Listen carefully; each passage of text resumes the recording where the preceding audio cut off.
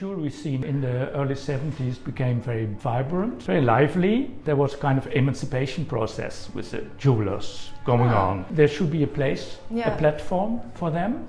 And first there was a gallery, but closed down after 5 years, led by Hans Appenzeller, who has his shop still opposite this place. And when it closed, I was in my traineeship with them. In those years, my partner and I, we moved to a place with a basement. So certain circumstances made it possible to think, I can open a gallery. It was also a nice idea to start a platform or to have a platform for contemporary jewelry. The jewelry community scene wanted to break with traditions.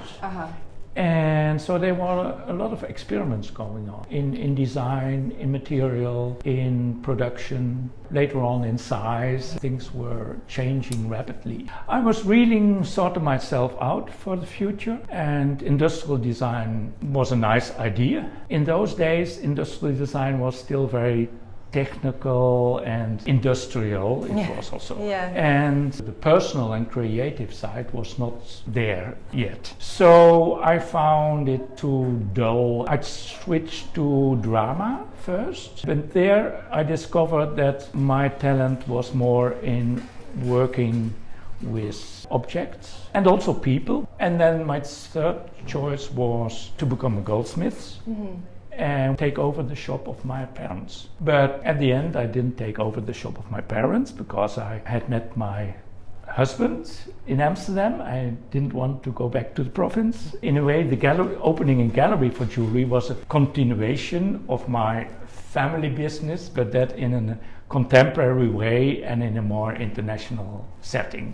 Because of the gallery which existed before, there was a kind of audience. We didn't start with zero, but of course you have to find your first customer and to build it up. When the gallery closed, a housing company thought it was closing because I was thrown out. But it was a decision for me to close after 43 years. But they offered me a very nice place where we are here now. So I thought I should not let it go. I said, oh yes, I'm interested. And in the meantime, I contacted colleagues, makers, to see if we could do something with that space. I see. And we had meetings, and after a few months, of course I had to confess to that housing company that I should not take it, but I had a wonderful proposal. I was very happy that something continued in a different way with a different group of people, because the youngest is 25 and the oldest is me. Now I'm 71 now. So it's 3 generations of people coming from all different countries, different backgrounds, different educations. It's not something totally new, because when I started the gallery, I went to Germany and to Scandinavian countries, because there were also collectives representing crafts or jewelry. So it's not a new idea to start something together, but the group was so diverse, it only can happen now. And we tried to do it as democratic as possible. So from the beginning we said, we don't hire a manager, we shouldn't hire people from outside, and try to find people in the group who can do all those different tasks. I always had a broader interest than just having pieces to sell, to do things which maybe indirect relate to jewelry or to wearing things, but in a more social or political context. Recently I organized a project. I took a rainbow, a symbol of LGBTI. We had 3 types of chains. We asked people at several occasions if they liked to wear that chain with pride. And today the book arrives with 40 pictures and stories about change in general, the rainbow, pride and politics, and so on. Which sounds like a great way to exercise jewelry as a cultural asset, is to use it as a link for those kinds of connections. Thank you so much, Paul, for talking to us. You're welcome.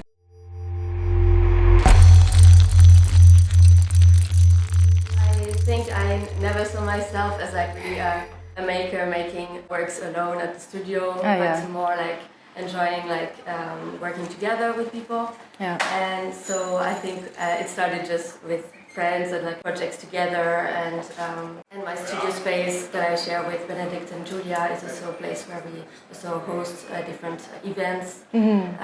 So I think it all came quite organically, that wish to just come together, and also I think I like to mix jewelry with other disciplines, and so it's interesting because it kind of changes also, because some people are good at something and they are put in that function at the start, but then as time goes we can also reassess and see, well, actually I would like to be involved in that part. So I'm now part of the PR team, talking about like what's the future of maybe the pool, like how can we partner with the people, what kind of events do we want to organize, like this kind of questions about what we want to do next.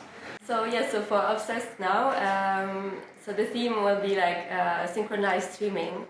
So it's really a moment for us to rethink the interior, but also to work together. And I'm also pretty sure it will evolve into something else than what I have in mind now.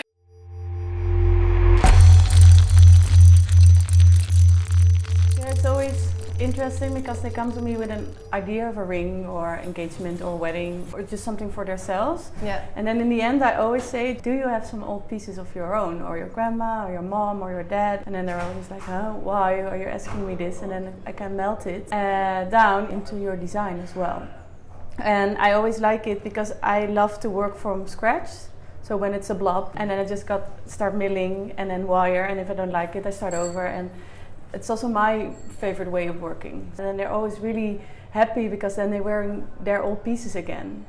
It's also a waste, I think, if it's just in your jewelry box, and it has memory of course, but it's nice to make something new which you really want to wear, and then can say, okay, this is my family wearing, because this ring as well is all gold for my own family. Wow. So I'm just wearing them with me in a way, and I really love that kind of feeling. Yeah, it's breaking the rules because there's so many rules. Also, I went into some historical context that jewelry is made to wear almost as an identity card. Now lately there's so many cheap products made, and then I was thinking like, fuck it, why are we not going back to this historical facts? And that's why I put it a bit in a signet kind of ring, because that was always to show where you came from. And sometimes when a stone breaks or the chip is off, and then there's always this rule about like you can't use it anymore because there's a scratch. And I try to make a setting where the legs of the setting are over this little hole or something, so you can still use it, or just like show it extra. So that's what I like about the fuck it, because you can enter it in different ways as well. Many people really react positive in it, like, oh, I really want to wear this, because I think so many times that they like fuck it and then just do it. Or if you're scared of something and then you can see your ring or earrings, you think, oh yeah, why don't I just do it? And it happened in the second year already on Rietveld, and then there was this soldering edge I didn't like, and should I fill it up or should I just use that machine over there? And it's this electroform bath, and then I just put it in, and we were not allowed to do more than 1 ampere, and I was like, just give it a bit more, like click, 2.5, like, well, and then I went home because it was 10 in the evening. Next morning I came, and then this ring came out completely overgrown with all these structures and crystallized, and I was like, okay, this will be my next research. When you put it in, you never know, and I like working with these surprises, because then it keeps you fresh and keeps you going, and it stays an experiment somehow. All the time.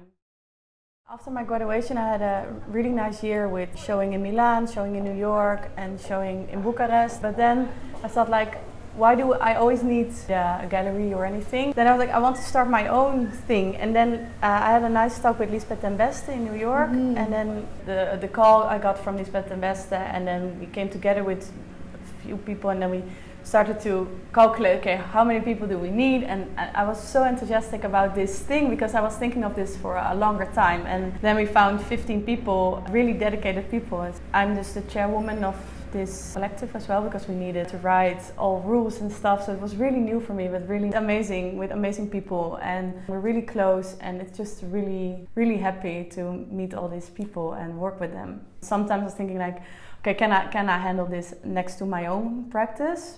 But I think the group is so helpful. They also say if it's sometimes too busy, okay, take some time. If you don't feel that well or you're too busy, that's fine. Someone else takes over. That's very cool. Thank you so much for talking to us. Yeah, thank you for inviting me.